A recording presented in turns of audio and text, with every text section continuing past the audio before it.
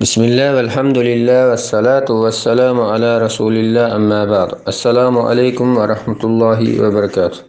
Aziz qarindoshlar, anglayotganinglar Muhammad ibn Sulayman Maghribining Jam'ul Fawaid min Jamil Usul ve Majmu'uz Zawaid, ya'ni Hadislar to'plami nomli kitobining 5-tomi. Biz qul azod qilish bo'limida ketib boramiz, davomlashtiramiz. Shirik qulni va zinodan tug'ilgan qulni azod qilish, quloq, burni yoki boshqa bir a'zosi kesilgan qul, o'lish oldida qul azod qilish va boshqa masalalar. Imom Buxoriyning rivoyatida Abu Hurayra radhiyallohu anhu da rivoyat qilinadiki, payg'ambar sallallohu alayhi vasallam mundaq degan: Kimki biri bilan shirik qulining o'ziga tegishlikini azod qilaversa, shirikning aslini o'z puliga setib olib azod qilish kerak. Agar puli bo'lmasa, qulning qimmati adillik bilan baholanadi. Ondan qul azod bo'lmagan qismi uchun pul tepishga qo'yib beriladi. Imom Malikning rivoyatida Maqburi mundaq deydi: Biri Abu Hurayra radhiyallohu anhudan Kadiga qul azod qilish tushib qolgan kishi zinodan tug'ilgan qulni azod qilsa bo'lamdi deb so'ragan edi. Abu Hurayra radhiyallohu anhu bo'ladi, uni azod qilsa-mu Kadidan saqit bo'ladi deb javob berdi. Abu Davudning rivoyatida Abu Hurayra radhiyallohu anhu mundaq deydi: Payg'ambar sallallohu alayhi vasallam zinodan tug'ilgan odam uchining, ya'ni o'zi va ota-onasining eng yomonidir degan. Men zinodan tug'ilgan bir qulni azod qilgandan ko'ra Alloh taolo yo'lida bir qamchi chog'liq narsani sarf qilishni a'lo bilaman. Malikning rivoyatida Nafi' mundaq deydi: Ibn Umar radhiyallohu anhu zinodan tug'ilgan qulni va uning onasini azod qilgan. Abu Davudning rivoyatida Amr ibn Shuayb dadasidan o'zining mundaq deganligini rivoyat qildi. Bir odam: "Ey Rasululloh" deb faryod qilgancha payg'ambar sallallohu alayhi vasallamning qishig'iga yetib kelgan edi. Payg'ambar sallallohu alayhi vasallam: "Holingga voy, sana nima bo'ldi?" dedi. U: "Pek yomon bo'ldi. Men xo'jayinimning bir dedigiga qarab salgan edim. Xo'jayinimning kundashlik tutib zakarimni kesib etdi" dedi.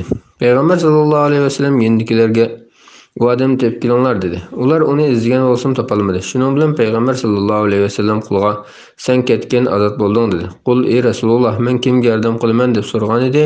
Payg'ambar sallallohu alayhi vasallam har qanday mu'minga, yana bir rivoyatda har qanday musulmonga dedi. Imom Malikning rivoyat qilishicha, xo'jayini o't bilan urgan yoki ko'ydirgan bir dedek Umar ibn Xattob radhiyallohu anhu ning qishga kelgan edi. Umar radhiyallohu anhu u dedekni azod qilib etdi. Razinning rivoyatida Samura ibn Jundub radhiyallohu anhu da rivoyat qilindiki, payg'ambar sallallohu alayhi vasallam mundaq degan: Kimki qulining quloq burnini yoki biror a'zosini kesib olsa, qul azod bo'lib ketadi.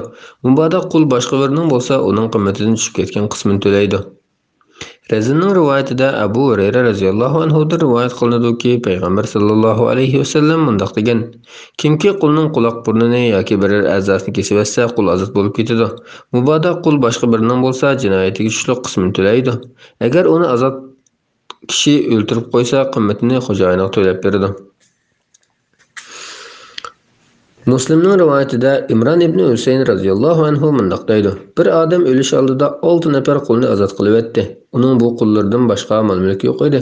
Shuning bilan payg'ambar sallallohu alayhi vasallam qullarni chaqirib kelib 3dan 2ga bo'lib, ondan ularning orasiga chek tashladi. Chek chiqqan 2 qulni azod qilib o'tib, qolgan 4ning qulluqini saqlab qoldi va qullarning egasi haqida qattiq gap qilib etdi.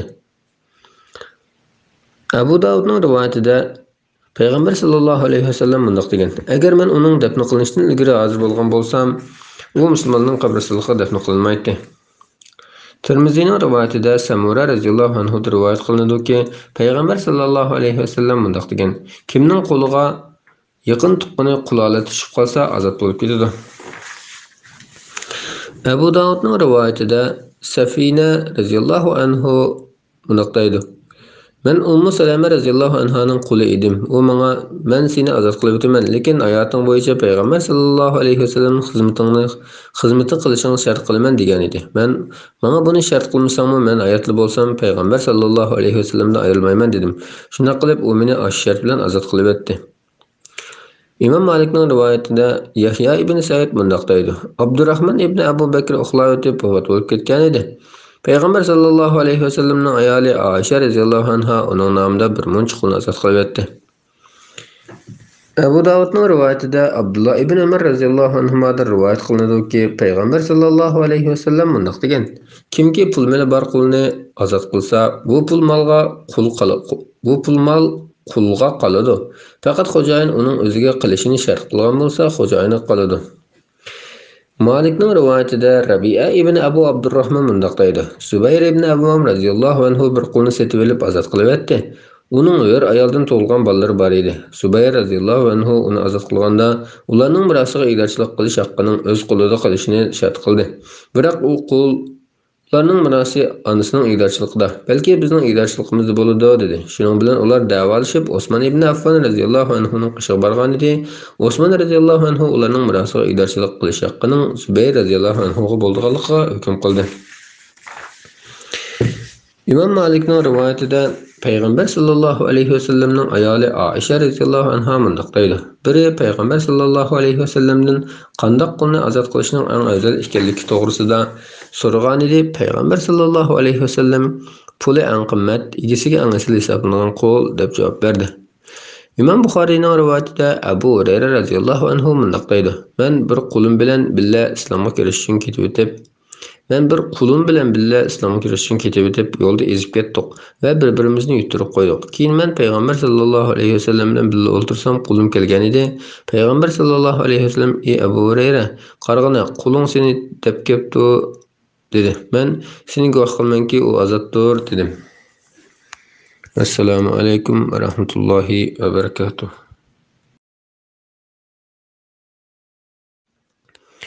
Bismillah velhamdülillah ve salatu ve selamu ala Resulillah amma ba'du. Assalamu alaykum ve rahmetullahi ve barakatuh. Muhterem qarindoshlar, anglayotganlar Muhammad ibn Sulaymon Mag'ribiyning Hadislar to'plami nomli kitobining 5-tomi. Qul azod qilish bo'limi. Xo'jayindan bola tuqqan dedik. Xo'jayini o'lgandan keyin azod bo'lganga vasiyat qilingan qul va xo'jayiniga pul tepib berib azod bo'lishga tutishgan qul qatorliqlar. İmam Malikning rivoyatida Abdullah ibn Umar radhiyallohu anhudan rivoyat qilinadiki, Umar ibn Xattob radhiyallohu anhu mundoq degan: Qandoq bir deda xo'jayindan bola tug'sa, xo'jayini uni sota olmaydi, birga sovg'at qilib bera olmaydi va uningga miros qoldira olmaydi. U faqat uningdan jinsiy munosabatda bo'lish va xizmat etilishlardan manfaatlanadi. U o'lgandan keyin dedak azod bo'lib ketadi. İbn Majahning rivoyatida Jabir ibn Abdullah radhiyallohu anhu mundoq deydi: Payg'ambar sallallohu alayhi va sallam aramizda hayot vaqtida biz cho'rilarimizni va bizdan bola tuqqan ona dedeklarni sotatdik. Buni hech gunoh emas deb qaraydik. Muslimning rivoyatida Jabir radhiyallohu anhu mundoq deydi: Ansarilardan bir odam o'zi o'lgandan keyin qulining azod bo'lganligini vasiyat qildi. Uning mushu qulidan boshqa pul meni yo'q edi.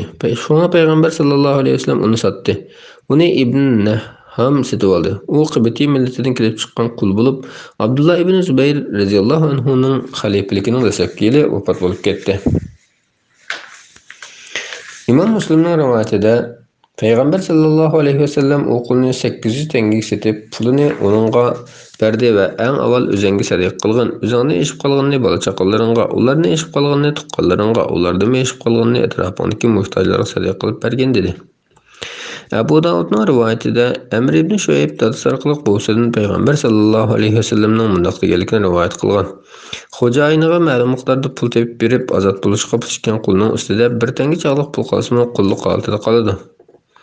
Tirmiziyning rivoyatida Ummu Salama radhiyallohu anhadan rivoyat qilinadiki, Payg'ambar sallallohu alayhi va sallam ayollariga mundoq degan: Biringlarning pul tepib berib azod bo'lish uchun tutishgan quli ustida o'tashga tegishli pul qolsa-mu, u ayol o'zini u quldan mejab qolsin.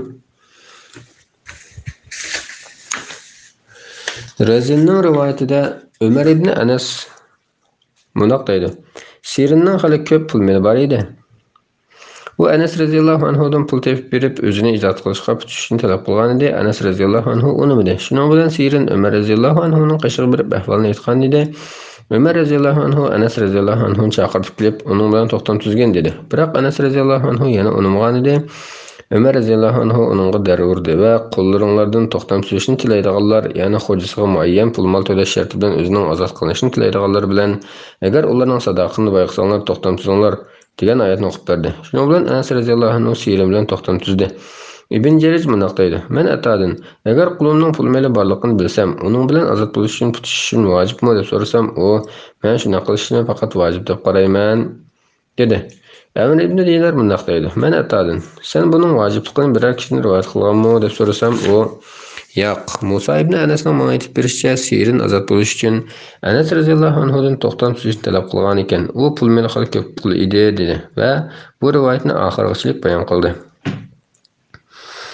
İmam Buxariyning rivoyatida Urva mundaq deydi. Aisha radhiyallohu anhaning menga aytib berishicha, Barira ozod bo'lish uchun xo'jayini bilan tutishgan. Biroq tutishgan puldan hech narsani o'tmagan bo'lib, Aisha radhiyallohu anhadan yordam olish maqsadida uning qishig'iga kelgan ekan. Aisha radhiyallohu anha uningga xo'jayinining qishig'i qaytib berib, ulardan so'rab baqqan, agar ular xolsa sen tutishgan pulni men beray, lekin sening mirosingga ig'dorchilik qilish haqqi mening bo'ladi debdi. Barira xo'jayinlarga ahvolni aytgankin, ular buni qo'nmabdi va Aisha radhiyallohu anha qolsa seni Allohdan savob umid qilib ozod qilsin. Sening mirosingga ig'dorchilik qilish huquqi bizga bo'ladi debdi. Aisha radhiyallohu anha payg'ambar sallallohu alayhi vasallam bu ahvolni aytibdikan, payg'ambar sallallohu alayhi vasallam Aisha radhiyallohu anhaga uni setilib ozod qilib etgan. Ozodgardining mirosiga ig'dorchilik qilish haqqi ozod qilgan kishi uchun bo'ladi debdi. Onda jamoat chiqib ba'zi kishilarning nima qilganidan tang, ular Allohning kitobida yo'q shartlarni qo'shib turib olayotgan. Kimki Allohning kitobida yo'q shartni qo'shib olayotgan, garchi u 100 qatim shart qilgan taqdirdami, amal qilishga eng aqliy va eng puxta shart Allohning shartidir debdi. Buxoriydagi yana bir rivoyatda Barira mundaq degan: "Men xo'jayinim bilan har yili birdan 9 yilda jami 9 o'qiy kumush berib ozod qilishga tushgan edim." Buxoriy muallaq rivoyat qilgan hadisda Barira ozod bo'lish uchun xo'jayini bilan tutishgan pulga Aisha radhiyallohu anhadan yordamlash maqsadida uning qishig'iga kirgan. Uning ustida 5 yilga bo'lib to'laydigan 5 o'qiy kumush bor edi. Buxoriy muallaq rivoyat qilgan hadisda Payg'ambar sallallohu alayhi vasallam Aisha radhiyallohu anhaga mundaq degan: "Uni setib olib ozod qilib etgan. Ozodgardining mirosiga ig'dorchilik qilish haqqi ozod qilgan kishi uchun bo'ladi." Shuning bilan qul ozod qilish bo'limi tugadi. Inshaalloh keyingi qatimda vasiyat bo'limini boshlaymiz. Assalomu alaykum va rahmatullohi va barakatuh.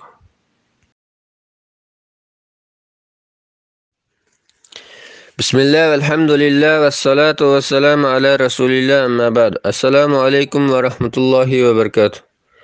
Muhtaram qarindoshlar, anglayotganinglar Muhammad ibn Sulayman Mag'ribiyning Jam'ul Fawaid min Jamil Usul va Majmu'uz Zawaid nomli kitobining 5-tomi, ya'ni hadislar to'plamining 5-tomini o'qiymiz. Vasiyat bo'limini o'qiymiz. Bismillahirrohmanirrohim. Imom Buxoriyning rivoyatida Abdullah ibn Umar radhiyallohu anhudan rivoyat qilinadiki, Payg'ambar sallallohu alayhi vasallam mundaq degan: "Bir musulmonning vasiyat qoldirgudek bir narsa bo'lsa,